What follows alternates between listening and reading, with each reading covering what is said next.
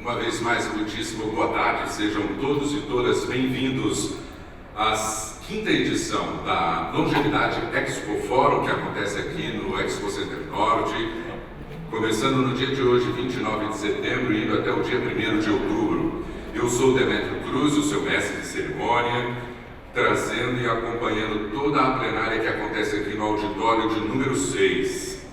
A você que nos acompanha em casa pela internet, através dos canais no YouTube, aqueles que estão nos clubes esportivos e nos mais de 90 shopping centers que participam da Silver Week, a semana de promoções, atrações e descontos para a nossa geração prateada, que começou no dia 22 de setembro e segue até o dia 1º de outubro. Também o nosso muito obrigado. Essa é uma iniciativa da Longevidade Expo Fórum, em parceria com a Associação Brasileira de Shopping Centers, Abrace, e a Associação Brasileira de Lojistas de Shoppings, All Shop. São 11 dias repletos de promoções, campanhas publicitárias, locais com atividades e interações em shopping centers em todo o Brasil. A todos vocês, bem-vindos. E a vocês que nos acompanham pela Rede TV, muitíssimo obrigado. Digo, pela Rede Vida, o nosso muitíssimo obrigado. Dando então continuidade ao nosso painel Bem-Estar e Saúde, neste momento, o tema que será apresentado será Telesaúde em prol da saúde e bem-estar dos 60+. Convidamos ao palco a diretora executiva do Sindosp, Larissa Eloy, e o presidente da APTMS, Dr. Shaolan Wen, e a diretora executiva da Quanta Previdência Cooperativa e do ICSS, Denise Menchan. O palco é dos senhores. Muitíssimo obrigado.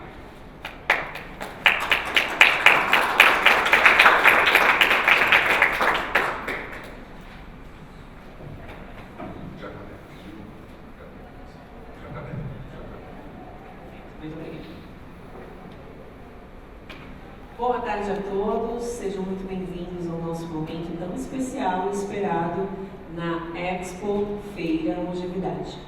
O sindicato, o Sindosp, Sindicato de Hospitais, Clínicas e Laboratórios do Estado de São Paulo, agradece a presença de todos e, claro que para este momento especial eu traria também uma pessoa extremamente especial e especialista no tema telesaúde.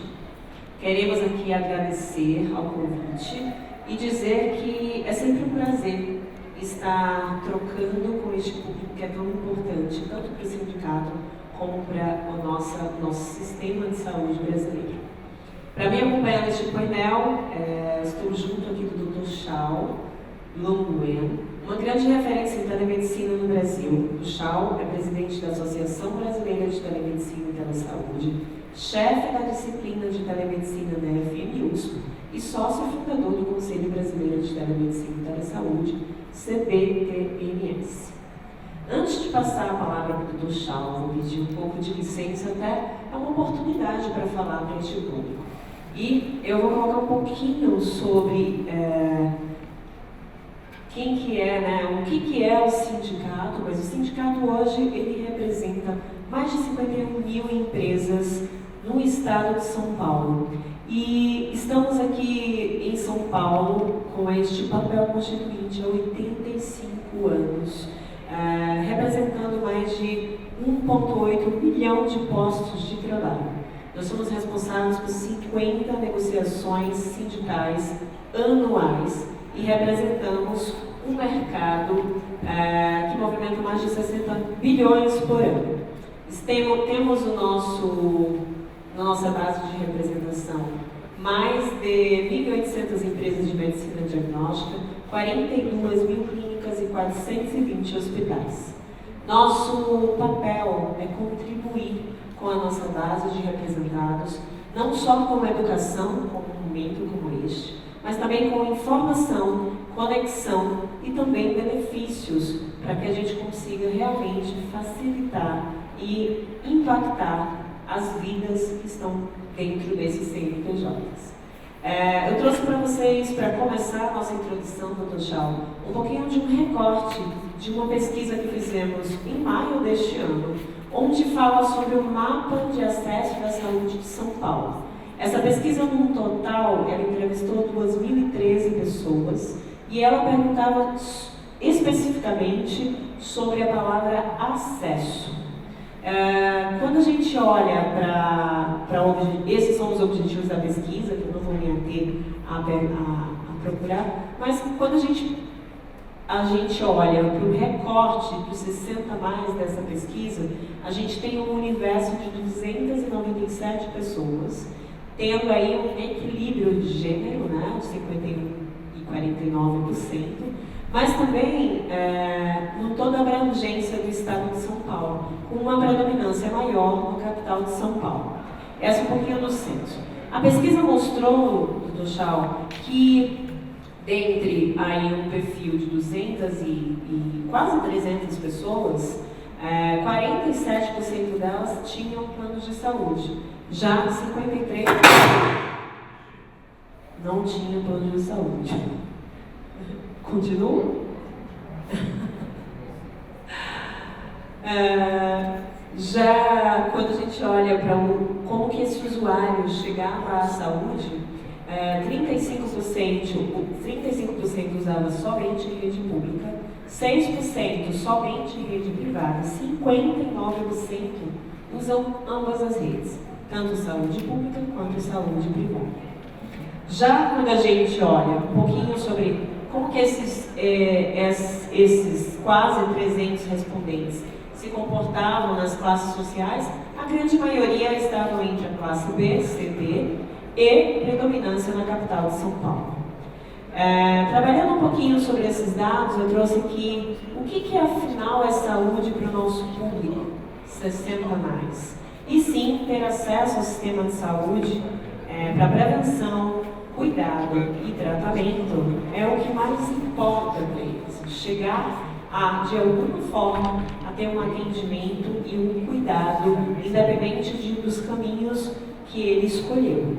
Mas também boa alimentação, atividade física, ausência de doença, acompanhamento médico e exames também tem percentuais bem expressivos quando a gente olha para a pesquisa.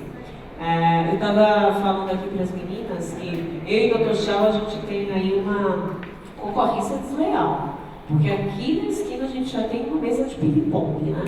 Então, assim, dos 43%, os 37% que falam de atividade física, quem sabe pode estar lá jogando ping-pong e não aqui escutando a gente. Então, eu acho que é importante a gente entender como que a nossa população vê saúde, tirando aí as brincadeiras, mas sim, acesso é importante que a gente observe como que a gente consegue cada vez mais propiciar para os nossos usuários. Aqui eu trouxe um recorte. Na amostra completa de 2.013 pessoas, quando a gente fala de telemedicina, doutor Chau, 51% que tem planos de saúde já usou ou usa a telemedicina. E quem não tem planos de saúde, a gente tem 13%. Tem aqui um grande desafio. Quando a gente olha para a amostra de 60 mais, numa base de 140 respondentes, somente 38 já usou ou usa telemedicina. E quem não tem plano de saúde desce o percentual para 10%. Por isso que espaços como esse e espaços de conscientização da importância desse tema da saúde é de extrema importância para o nosso público de 60 mais. Para que a gente consiga desonerar, e eu acho que o Dr. Chau vai explicar um pouquinho melhor sobre isso para vocês. Porque aqui, a grande maioria gosta do serviço de telemedicina quando é experimentado. Então, a grande maioria, sim, aprova e tiveram boas experiências. Então, assim, de uma forma geral, o que eu queria colocar para o início da nossa introdução é a sensibilidade do tema telesaúde, para que possamos pensar em caminhos e melhorias para que o nosso sistema realmente chegue aí ao objetivo que ele precisa ter. Aqui só um pouquinho, quem quiser baixar na íntegra a nossa pesquisa do mapa de acesso, pode baixar nesse QR Code, e também quem tiver interesse em se aproximar do sindicato é sempre um prazer. Continuando a nossa conversa, eu gostaria aqui de dar todo o espaço para o Dr. Chao e dizer para vocês o seguinte, nem ele sabe disso. Há uns 10 anos atrás, eu estava na plateia escutando o Dr. Chao falar sobre telesaúde. E eu olhava para aquilo e achava, eu falava, onde que ele mora, né? Gente, que coisa diferente. Eu olhava para ele e falava, meu Deus, eu não sei nem por onde começar de conversar com ele. Dr. Chao, eu estudei muito para chegar nesses 10 anos e estar no palco com você, porque você realmente é uma grande referência, não só para mim, mas para que todos que pensam em telesaúde hoje, eu não tenho dúvida, e não estou puxando o saco, eu não tenho dúvida que lembra do seu nome. Então é um grande prazer aprender cada vez mais com você nesse mundo humano e tecnológico. Por favor, fique à vontade aí para agregar conhecimento a essa turma. Primeiramente, obrigado pelas suas palavras. Gostei muito da tua apresentação. Eu vou ficar no púlpito para eu poder usar e apontar para vocês, tá bom? Eu vou descer, porque aí eu não atrapalho também a visão de vocês. Bom, primeiramente queria cumprimentar a todos que estão na plateia. É uma grande honra estar aqui para fazer a apresentação. Cumprimentar quem está assistindo remotamente, tá? Na verdade, eu vou e agradecer pelo convite, né? Essa oportunidade de estar discutindo assim nós a ideia do processo de telesaúde para 60+, e também agradecer pela presença dos representantes, dos professores e professoras da UNB, que na semana passada, juntamente com a Mariana, lançaram a estação de telesaúde, tá? Então, só queria colocar isso. Primeira coisa, em prol da saúde e bem-estar. O que importa não é apenas a ausência da doença. O que importa, o principal, é o princípio do bem-estar que as pessoas têm em relação à sua própria condição. Então, eu queria dizer isso. Telemedicina sozinha eu já não uso mais. Eu uso a palavra telemedicina de logística. E telesaúde sozinho também já não uso mais. Eu uso telesaúde integrada. As pessoas me perguntam, por quê? Porque existe, às vezes, um entendimento que a telemedicina é para substituir a medicina, e não é. Ele é para fazer decisões inteligentes e estratégicas. E a telesaúde, as pessoas acham que é tudo. Mas tudo o quê? Não, a telesaúde é integrada para juntar primário, secundário com terciário e para fazer um cuidado multiprofissional. Cuidar do bem-estar de uma pessoa não é apenas medicina, ele é uma cadeia de profissionais. Tá? O maior problema de desperdício em saúde no Brasil se chama fragmentação. O que é fragmentação? Eu acho que tenho que procurar um neuro. Não, eu tenho que procurar um gasto. Quem é capaz de cuidar continuadamente? Então, o nosso maior problema é fragmentação. Para quem está assistindo, eu queria dizer, telemedicina e telesaúde, o mais importante não é teleconsulta. O mais importante é cuidar continuadamente de uma pessoa. Então eu uso uma frase, eu não cuido nem de doenças e nem de doentes. Eu cuido de pessoas ao longo do tempo. Aí vocês entenderam que isso é telemedicina e telesaúde. A verdadeira telemedicina e telesaúde, acima de tudo, é humanizado. A outra, 60+. Qual o problema? O plano de saúde são 4 vezes mais. Eu estava trocando ideia com o economista que o ano que vem o nome do evento será como reduzir em 40% o valor do teu plano de saúde. Aí as pessoas vão vir e vão querer saber. E como se reduz em 40% o valor do teu plano de saúde? Qualidade de vida, redução de sinistro. Vocês não podem esquecer que o custo está relacionado com teus gastos em demanda. Então eu diria, promover saúde e prevenção de agravos é a verdadeira forma de reduzir o valor dos planos de saúde. E talvez a telesaúde fosse bom para isso. E talvez nós temos que trabalhar com a ideia das residências saudáveis, das casas inteligentes, das casas conectadas, tá? Então, primeiro pensamento para quem está assistindo à distância. A outra é só para dizer que o governo brasileiro, o Conselho Federal de Medicina, já coloca que telemedicina não é só teleconsulta, não é só assistência, mas eu gosto muito da promoção de saúde e prevenção de doenças, tá? Então aqui eu trouxe rapidinho para vocês. Essas então são as 5 grandes áreas de atuação da telemedicina. Então aqui é só para vocês terem uma ideia que não é só a teleconsulta. Mas o que eu queria dizer era isso: o Brasil deveria apostar maciçamente nesse primeiro bloco: estilo de vida, bem-estar e saúde dentro das escolas, e no caso da longevidade se chama intergeracionalidade. Aos poucos nós estamos tendo separação. Jovens e idosos estão se separando. Então, promover essa estratégia, ela deve ser a mais importante. Depois, estar junto com a atenção primária, cuidado domiciliar. Algumas pessoas acham, não, eu vou para o hospital. Não é a melhor coisa. Você pode pegar doenças.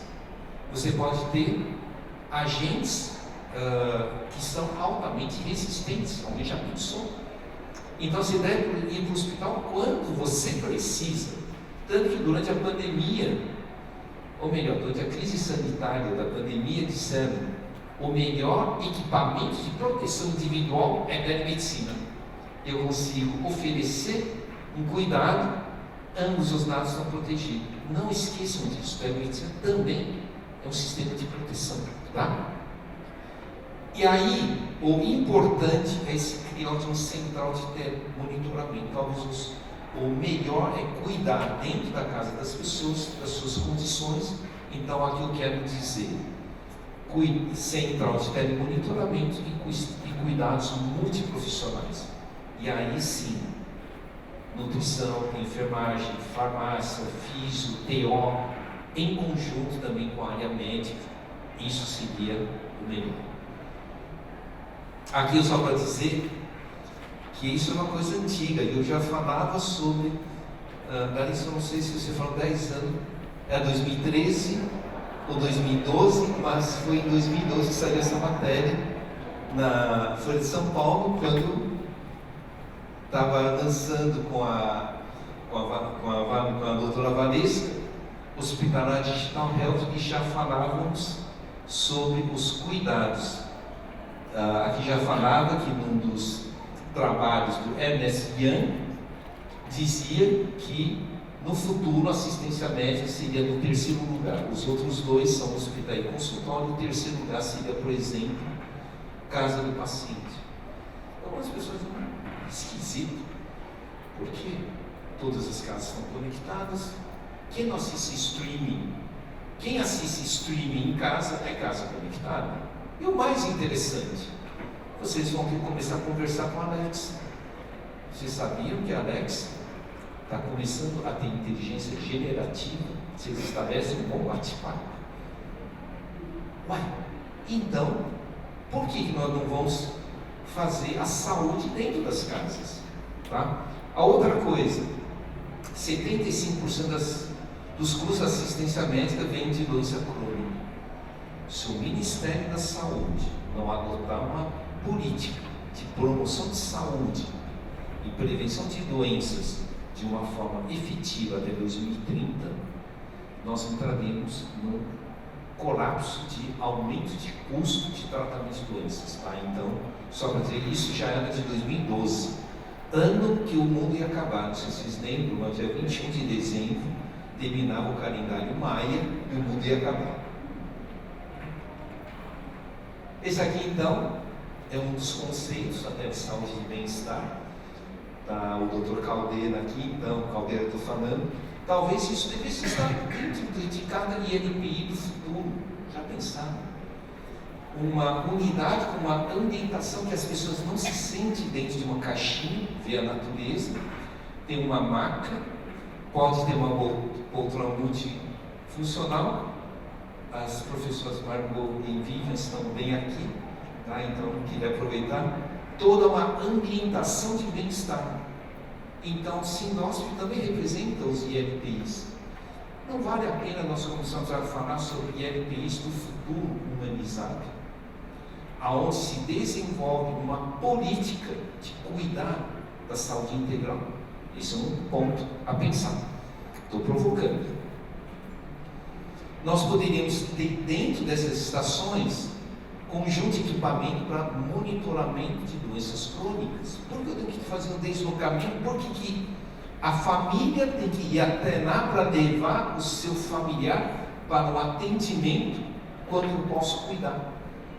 E aí nós novamente mudamos o conceito do monitoramento de qualidade de vida em ILPI. Esse é um outro conjunto que vamos começar a trabalhar, né? A arquiteta Mariana que projetou o conceito de laboratório biopsicossocial, com a ideia de uma área de telejunta profissional, área de telediagnóstico, área de teletriagem, entre outros, unidades de coordenadoria que podem estar trabalhando na casa das pessoas, nos ILPIs, nas unidades básicas de saúde, para promover cuidado integral. E aqui eu posso ter uma junta multiprofissional, tem uma pessoa, uma situação mais complexa, e eu estou com médico, fisioterapeuta, nutrição, farmácia, entre outros, planejando como cuidar. Então, para quem está assistindo, telemedicina não é teleconsulta, telemedicina e telesaúde é o canal que você pode ter uma equipe de pessoas que vão cuidar da tua saúde, tá? Então, esse é o telelaboratório biopsicossocial, e quem sabe os hospitais poderiam se modernizar como hospitais que cuidam de uma forma completa. E aí também lancei um desafio. A telemedicina e telesaúde tem que ser visto como aumentar em 10% a disponibilidade de leito funcional dos hospitais sem ter que investir num único leito a mais. A pessoa pergunta, mas como? Quando eu tenho um laboratório desse, eu faço um tele-home care pós-alta internação, porque tem trabalhos mostrando que quase 20% dos idosos que foram internados são reinternados no prazo de 35 dias porque se desestabilizaram clinicamente. Portanto, uma forma de cuidar bem das pessoas é acompanhado depois da alta. E se eu reduzisse em 10% essa reinternação, eu aumentei a quantidade de leito disponível. E aí nós temos uma coisa para dizer: telemedicina e telesaúde é a melhor estratégia do país para reorganizar a forma de prover a saúde como um todo. Tá, aqui é só para mostrar que existem trabalhos que mostram que se eu monitorar as doenças crônicas para idoso, reduz em 20% a redução de admissões hospitalares e 45% taxa de mortalidade. Isso são reduções de desperdício. Isso não é redução de custo, é desperdício. Tá? E basicamente, então, abro um convite para quem está assistindo aqui, quiser aprofundar. Tá? Eu estou como presidente da Associação Brasileira de Telemedicina. Desde o ano passado nós criamos 12 áreas de indução para fortalecer a saúde conectada brasileira e 2 itens que eu acho interessantes: telesaúde de estilo de vida e bem-estar. Esse vai ser um carro-chefe a partir de 2026 para 2030, e a área dos cuidados domiciliares, estações de telesaúde e casas inteligentes. Tá? Então, esse convite nós temos que arregaçar as mangas para desenvolver uma outra atividade. Obrigado.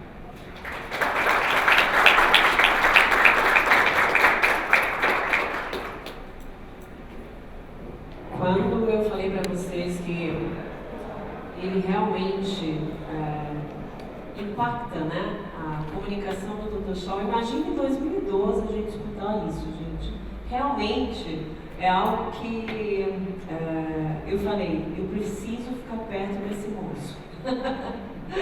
Mas eu tenho muito orgulho, né, de tê-lo aqui, porque realmente ele fala, e quem sabe, né, Dr. Shaw, daqui a 10 anos, isso tudo fluiu de uma forma mais, vamos dizer assim, com menos dores do que foi de 2012 para cá. Eu tenho certeza que você conhece muito mais essas dores do que eu. Mas eu queria entender, pensando aí, né, na população de 60 a mais, eu vou começar as perguntas, mas vocês fiquem super à vontade para interagir, trocar conosco. Eu queria entender com você assim, eu sou da área de educação, eu trabalhei com educação há mais de 19 anos. E eu sei que toda essa conscientização com a população, para que eles cheguem a ter o acesso a tudo isso que vocês estão pensando com tanto carinho e tanta conexão com as necessidades, estão na educação, né? Então eu queria entender de você como sensibilizar e educar a população para o uso adequado de todas essas tecnologias e o que vem mais por aí. Então, como que você vê esses caminhos? O SINDIOSP você já tem do seu lado, além do SINDIOSP. Bom, a primeira coisa, eu acho que é isso que você falou, tem competições desleais, porque nós falamos acadêmica, cientificamente, e as outras sessões são divertidas. Vão se transformar em algo divertido. Talvez, eu acho que a longevidade, ela tem que, por exemplo, eu estava conversando com a arquiteta Mariana e disse, por que nós não espalhamos espaço de coworking intergeracional? Porque o jovem não pode ensinar 60 a mais com dicas de algo divertido usando o meio digital. Exemplo, viagem pelo mundo. Já pensou turismo pelo mundo? Já pensou cultura usando meios digitais? Será que isso faz inclusão digital? E inclusão digital o que faz? Não ter receio da técnica de saúde. Então, a promoção tem que ser pela cultura e pelo encontro do que é algo bom. Uma outra coisa que eu estava conversando, e a arquiteta Mariana também disse, já pensou se nós brincássemos de túnel do tempo? Como que era o seu avô quando tinha a tua idade e como se divertia? Vamos pesquisar? Aí o avô senta e diz, eu fazia isso. E o neto, é assim, que divertido. Isso é coesão social. Essa junção é que começa a desenvolver dentro dos 60 a mais a noção de não ter medo e nem ter barreira do mundo digital. Eu acho que isso funciona. E dentro desse funcionar, vivenciar a cultura das atitudes corretas. Tá? Eu vou dedurar a minha esposa. Tá? Não, e algumas pessoas me perguntam por que eu estou na longevidade. Eu falei, porque eu sou idoso, estou falando para idoso. Então, qual o problema? Então, tinha uma vez que a minha esposa, isso em 2021, estava quase no final do isolamento, eu achei que era melhor eu pedir uma glicemia, vitamina D, colesterol, para ver o que estava acontecendo.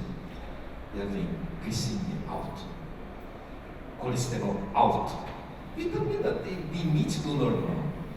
Ela ficou chateada, estou pré-diabética, vou começar a tomar medicamento contra o colesterol, papapá. Aí eu fui na geladeira, abri a geladeira, eu tirei um tupperware e disse, está vendo isso aqui? Ela falou, o quê? Vou proibir você de comer por 4 meses. Você acha que essa mortadela faz toda essa diferença? Eu falei, não interessa, eu estou falando. Ela falou, duvido. Ordem médica, obedeça. Vocês sabem qual foi o nome da história? Depois de 4 meses, tudo normal. O que eu estou querendo dizer que muitas vezes nós hipermedicalizamos e nós não olhamos o hábito. Então, para quem está assistindo, isso é telesaúde, de qualidade de vida. Por que eu vou dar hipoglicemiante? Por que eu vou reduzir medicamento ou colesterol? será apenas uma questão de consumo de alimento ultraprocessado e que pode provocar uma hiperreação. Você sabe que eu estou quase querendo fazer uma outra coisa? Obrigar todos os geriatras que vivem em beira-mar a prescrever 2 sessões de surf por semana para quem tem 60 a mais. Eu pensei, desculpa, você mudou, né? Depois que você ficou idoso, você mudou. Eu amadureci. Aí me disseram, me prove por que prescrever surf. Eu vou 5 motivos. Primeiro, eu preciso ter tonicidade muscular para poder surfar. Segundo, eu preciso ter equilíbrio. Tonicidade e equilíbrio, eu já não quero. A outra, ele é uma prática de hidroginástica. É uma hidroginástica, uma prática de baixo impacto. Tomo sol. Até resolveu o problema de vitamina D. E outra, a prática de surf em grupo. As pessoas caem gargalhada. Então eu tenho convívio social. Portanto, eu não preciso mais prescrever ansiolítico, antidepressivo. Isso se chama telesaúde de estilo de vida. E eu acho que aí sim nós, e todo esse processo pode criar esse novo conceito de estilo de vida, estendendo para os INPIs. Aí o pessoal pergunta, mas o INPI não tem surf. Mas quem disse que eu preciso de surf? Eu posso estudar Tai Chi, eu posso fazer biodança, eu posso fazer dança circular, posso fazer meditação, posso fazer yoga. E o que isso tem a ver? São as práticas integrativas do SUS. São reconhecidas pelo SUS como uma terapia ou uma abordagem não convencional. E aí entra naquilo. Os ELPIs agora se enquadram com uma estação de telesaúde, com as práticas integrativas do SUS, numa categoria do chamado terapia também não medicamentosa, só que agora sob uma supervisão profissional. Tá? Então, só para construir essa ideia, só para desmistificar que telesaúde é só aquela teleconsulta chata, mas a telesaúde é uma ambientação de bem-estar. Eu só quis transmitir, por exemplo, o que se chama bem-estar. Muito bom. Dr. Shaw falando aí, essa semana passada, meu filho tem 9 anos. Ele teve um probleminha de, estava com uma virose na barriguinha. E aí eu falei para ele assim, filho, você quer ir no médico? Aí ele olhou para mim e falou, não, mamãe, coloca o médico da telinha, que tá tudo bem. É uma geração nova vindo com uma cultura diferente. E tende também, nós pais, né, nós responsáveis, não só nós executivos, a cultivar essa cultura para que a gente chegue a esse patamar que o Michel fala. Então, eu acredito que quando a gente fala do 60 mais, a gente tem um quesito de confiança, né? Então, quando a gente olha para a transformação digital, eu sempre provoco em painéis que eu falo sobre transformação digital, que ele tem que estar atrelado à transformação humana também. Porque no humano é onde existe essa confiança tão desejada. Como que a gente consegue sensibilizar, aculturar, né? Também os nossos médicos, e aí, porque nem todos os médicos têm a sua cabeça, impressionante. Mas como que a gente consegue, com os profissionais de saúde, sensibilizar e culturar? E aí para que a gente consiga ter essa confiança dos nossos 60 mais e a gente consiga aumentar, conforme a pesquisa que eu apresentei no início da nossa discussão, a gente consiga aumentar a aderência a serviços de telemedicina e telesaúde. Na sua visão, como que a gente avança nesse quesito de humanização? Então, primeiro que eu acho que tem que ter uma ação do Estado e também de instituições para difundir o que é telemedicina e telesaúde. Se nós formos olhar os bancos e as companhias aéreas levaram 5 anos de investimento para que as pessoas entendessem o que é caixa eletrônica e o que é o web check-in ou check-in. Eu lembro que eu ia nos bancos, eu sempre 3, 4 recepcionistas para me instruir a usar banco eletrônico. Experimenta hoje para ver se tem mais alguém. Não, porque eles fizeram uma política de cultura. Em relação ao web check-in, a mesma coisa. Você ia, em todos os totens tinha um monte de gente. O que as pessoas não podem acreditar é que a população tem a obrigação de uma telepatia para saber o que é. Você precisa instruir corretamente. O segundo é que haver uma padronização, parar de cada um inventar a sua forma de acesso, né? E só ensinar 5% de tecnologia que consegue resolver 90% das situações. Às vezes por exemplo, você pega um controle remoto, tem tantas opções que se você bate o olho, aquilo que é intuitivo, né, nem consegue ser feito, você não vai usar. Mas você nem precisa ensinar detalhe. Então eu acho que isso são estratégias de criar a intuitividade e também determinar o que é fácil. A segunda, eu acho que a tecnologia vai mudar muito. Eu sou de uma época tão antiga que era DOS. Eu acho que a maioria de vocês nem sabe o que é DOS. Monitor verde ou âmbar, que não tinha nada gráfico e você digitava tudo. Quando vem as imagens, o pessoal achou que era sensacional. Você sabe como que vai ser o futuro? O futuro vai ser comando vocal e realidade aumentada. Até a Apple lançou um óculos de realidade aumentada, você coloca e vai fazer comando vocal. Provavelmente a interface muda, então aí sim a televisão também muda. Você já pensou que talvez em 2026 nós vamos fazer outras formas de cuidado? Então eu acho que nós temos que criar talvez empresas que trabalhem para o governo e para as instituições, padronizando a forma da interação homem-máquina, e talvez nós temos que difundir culturalmente durante 2 ou 3 anos, e é por isso que eu quis dizer, pessoal que assiste, esquece, televisão interessante não é teleconsulta, que infelizmente criou-se essa cultura durante a pandemia.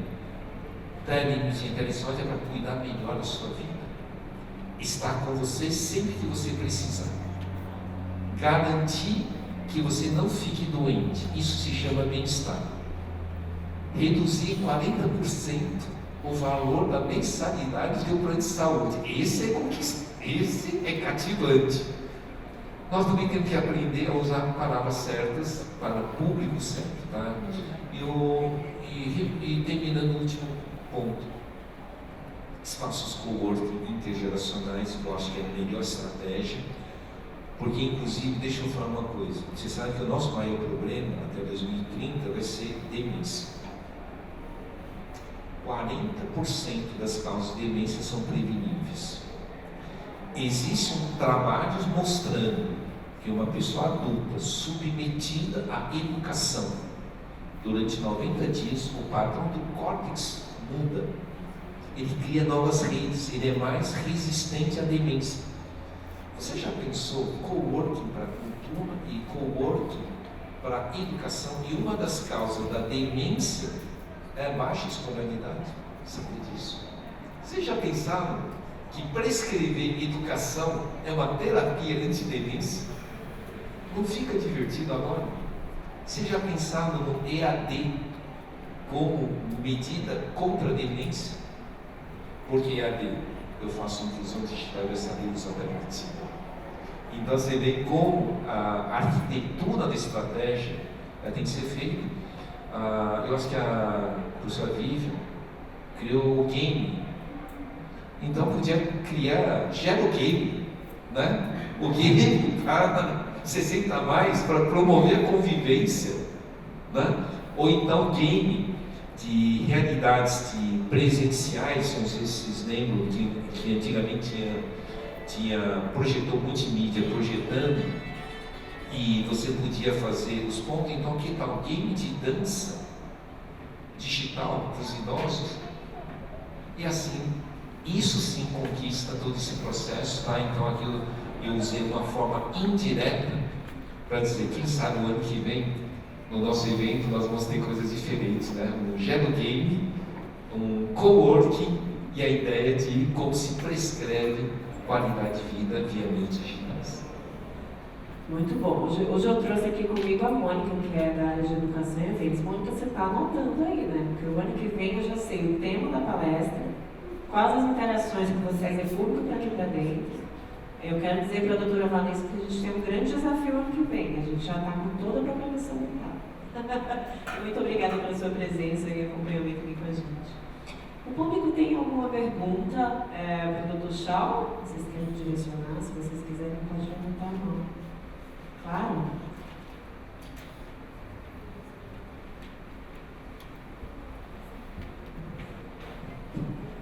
Se pudesse apresentar e dizer de onde que você é, sempre um prazer conhecer pessoas. Meu nome é Vinícius, eu sou de Natal, do Rio Grande do Norte. Falando a respeito de telemedicina e Secretaria de Saúde, eu vim de uma cidade que tem 6 mil habitantes no interior do Rio Grande do Norte. Uma grande maioria da população não conhece nada a respeito. E aí o Dr. Shaw falou a respeito de que a saúde passa pela educação, né, pela formação. Como é que o senhor acha que a gente tem que abordar essa população extremamente carente sobre a educação e saúde, mas com uma altíssima necessidade das estações, por exemplo, em cidades que ficam muito distantes de centros urbanos?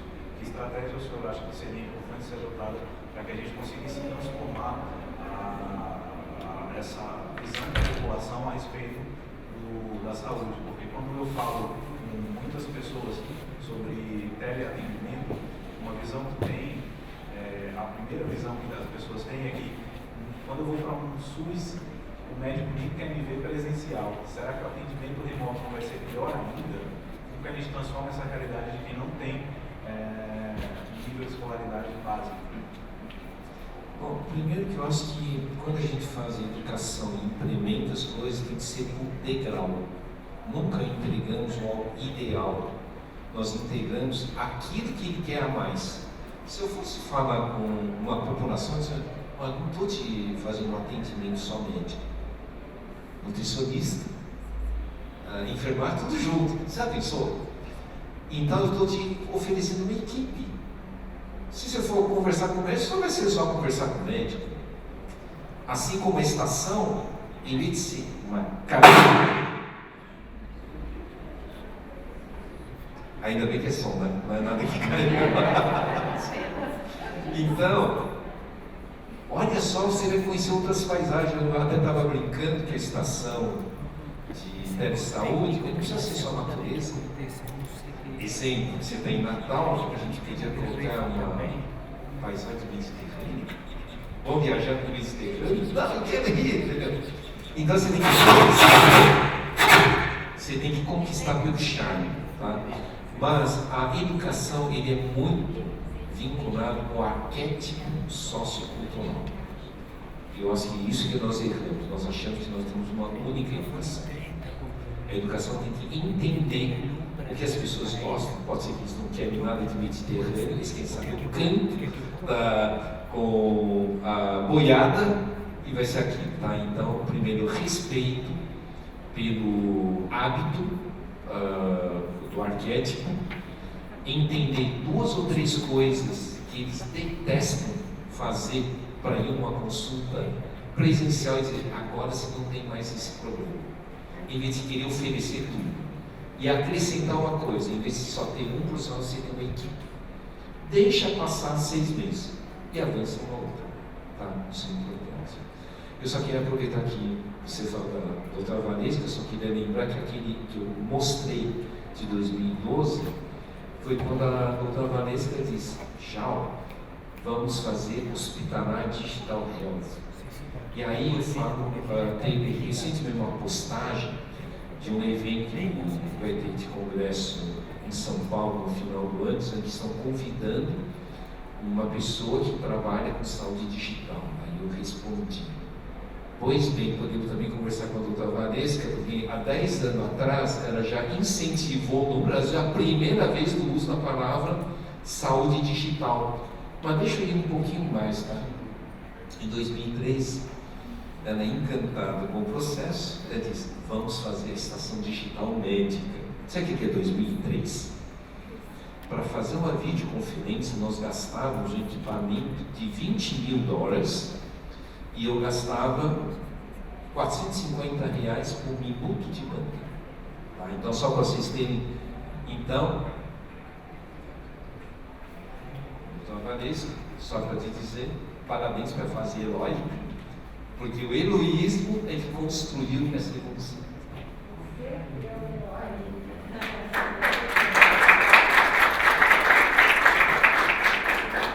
Eu só vou pedir licença novamente, na realidade, é o seu microfone. Muito bom. Temos mais alguma pergunta? A última, porque nosso tempo está em 6 minutos. Vamos lá. Se apresente de seu nome, sua empresa aí. Já que ele falou de Natal e me deu saudade, porque eu sou paraibana, fala de onde você veio também. Boa tarde a todos, eu me chamo Emily, sou CEO da empresa Renovecare, sou natural de Belém do Pará, atualmente estou aqui em São Paulo. Doutor Chau, a minha pergunta é, quais são os maiores desafios que a área, né, da telesaúde está enfrentando e como a gente consegue habilitar os olhos das empresas de tecnologia para que essa parceria se fortaleça e a gente consiga atingir mais pessoas com a telesaúde? Você fez uma pergunta bem complexa, mas você é muito polêmico. A primeira coisa que realmente o maior empecilho da telesaúde se chama educação. Mas eu queria acrescentar uma coisa. Tem muitas pessoas que falam que telesaúde é ferramenta, mas está errado, é método. Mas hoje também combato essa palavra de que é método.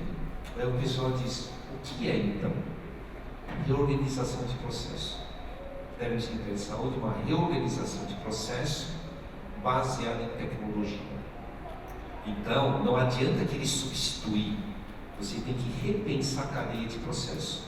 Se você não tivesse o web check-in e a compra de bilhete de avião pela internet, eu te garanto que não poderia ter esse modelo de voo que nós temos hoje, que facilita. Então, isso se chama processos. A segunda coisa, encontrar a forma de, digamos, precificação. Eu lembro quando as operadoras de telecomunicação vendiam banda de acesso à internet por velocidade mais número de giga. Aí eles aprenderam uma coisa, quer saber, mais fácil, só vendo por giga, porque quanto mais rápido a minha banda, mais consome, mais eu cobro, tanto que hoje, o que acontece? Voz é brinde. O plano de sustentabilidade das empresas de telecomunicação se chama transmissão de dados. A Mariana estava em Brasília, eu tentei ligar por voz, demorou 20 segundos para fazer a conexão, eu desisti. Cliquei no WhatsApp e voz, foi 2 segundos. Isso é mudança de paradigma, tá? Então, as empresas de tecnologia precisam ter parâmetros para dizer como que eles podem obter a sustentabilidade. Vamos supor que é o parque industrial. Então, assim, hoje, o que nós precisamos é, através da telesaúde, gerenciar novos processos e orientar os parâmetros como eles podem investir e retornar o dinheiro. Por exemplo, eu posso ter algo vestível que não seja comprado. Ele pode ser alugado por um período. Então, você faz um monitoramento, então uma cadeia de locação com atualização de software. Tá? Aqui só estou dando alguns exemplos. Mas naturalmente nós precisamos fazer um empreendedorismo e inovação de processos. Tudo bem? Muito bom. Eu estava conversando com o Chau e ele contou sobre a questão da Alexa. E ele falando justamente, hoje o meu filho, ele faz os exercícios de matemática da escola e ele checa o resultado com a Alexa. Então, quanto é 1000 não sei quanto dividido por não sei quanto, eu estava cozinhando, eu fiquei abismada. Eu falei, gente, eu nem pensei nisso, né? E ele comentou, que eu falei para ele, O ChatGPT na saúde, né? A gente fala tanto de ChatGPT e de verdade eu não tenho esse dado, mas eu não sei se o 60 mais tem essa sensibilidade para o ChatGPT. Eu gostaria de que você falasse um pouquinho sobre essas tecnologias, que eu nem chamo mais de novas tecnologias para esse público, e se para você são os mesmos desafios enfrentados, ou uma Alexa realmente vira a nossa melhor amiga até com 60 mais. Eu vou te fazer uma contra-resposta para 2025, 2026. Em vez de ChatGPT, Alexa GPT. Tá? Então, Alexa generativa, que estabelece uma conversa vocal com você e encadeia um diálogo. Mas vou um pouco mais. O Alexa puxou, aonde você pode dizer, eu quero ver imagem tal, rosto de uma pessoa tal, e ele vai criar um avatar e vai conversar com você olhando. Eu acho que vai ser isso. Tá? A interação via inteligência artificial domiciliar, agora com generativo e com imagem, e você ainda calibra a voz que você quer. Em 2026, isso vai estar interligado com o robô de telepresença Astro, que você chama, ele vem e você vai interagir. Eu acho que 60 mais vai achar isso divertido. E o pior que isso não é ficção. Pior que eu acho que isso em 2026 vai começar a ser comum tanto quanto o robô de limpeza que nós temos hoje. Tá? Então, aí todo o conceito de telesaúde muda. Agora passa a ser um amigo que está perto de você. E aí o médico vai ter que saber como fazer disso uma forma de adesão à situação crônica. Então as coisas mudam. Por isso que eu acho profissionais de saúde que estão assistindo, tratem de se modernizar, senão vocês vão ser substituídos pelos profissionais que sabem usar. Eu vou só, para terminando o tempo, só vou dizer o seguinte. Eu sou motorista 2.0. Motorista 2.0 é quem usava guia de rua. E andava com guia 4 rodas na estrada. Imagine que eu sou tão turrão, eu só acredito em coisa palpável, só ando com o meu mapa guia. Aí eu resolvo que agora, com a minha idade, eu quero ser um motorista Uber. Mas esse jovem não sabe de nada, o que importa é esse mapa guia. Ele fica aí com um smartphone achando que pode ir para qualquer lugar e eu vou ser um motorista Uber. Eu vou concorrer com jovens.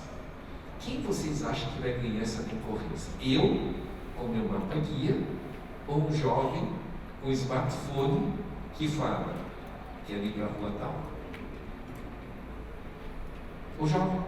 Inclusive, ainda vai dizer qual é a rua que tem congestionamento. Não deixe de pensar nessa forma. Fiz uma caricatura, atualização obrigatória. A tecnologia não substitui o ser humano, mas o ser humano que sabe usar bem a tecnologia vai substituir o que não sabe. E depois para de tirar mental. O segundo, as casas 60 mais serão as casas saudáveis e inteligentes. Porque a maior estratégia do país é garantir qualidade de vida e bem-estar. Outro, ILPI não pode ser mais os ILPI de hoje. Tem que ser ILPI humanizado, tem que ser ILPIs que promovam a intergeracionalidade e talvez a sindóspide que tem os ILPIs, nós possamos começar assim como Caldeira me disse que na região de São José do Rio Preto, que também está com 20% de idosos, nós devemos fazer o quê? O que é um LPI de qualidade? O que é um LPI humanizado e intergeracional? Aqui está. Eu sei que você me convidou para falar, mas eu resolvi colocar mais dúvidas e desafios, que aí eu acho que a doutora Valesca, Francisco Santos, o Walter Feldman também podiam dizer, vamos tentar fazer algo diferente. Vamos! Eu gostaria de agradecer ao momento, dizer o seguinte, eu vou dizer em nome da Valesca, eu tenho certeza que ela gostaria de dizer. Chau, a gente precisa de mais chaus nesse mundo. E mais que isso, permaneça ao nosso lado, né? Com essa cabeça crescente, com esse pensamento que a gente não consegue mais alcançar. Você é um cara brilhante. Desculpe o cara, mas não tem outro. Ele é um cara brilhante. Eu gostaria de pedir uma salva de palmas para o Dr. Chau. E agradecer a todos vocês por estarem com a gente. Queria convidar a doutora Vanessa para a gente tirar uma foto, para que a gente repercute. Contem sempre com o Sindiosp, é sempre um prazer estar entre vocês. Enquanto a doutora Valesca Santos sobe ao palco para a foto, nós uma vez mais agradecemos a presença do Dr. Chau Languen e da diretora executiva da Sindiosp, Larissa Goy, que nos trouxe o tema Telesaúde em prol da saúde e bem-estar dos 60+. E faço minha as palavras da Larissa, como uma pessoa que estou próxima dos 60+. Dr. Chau, obrigado pela sua visão empreendedora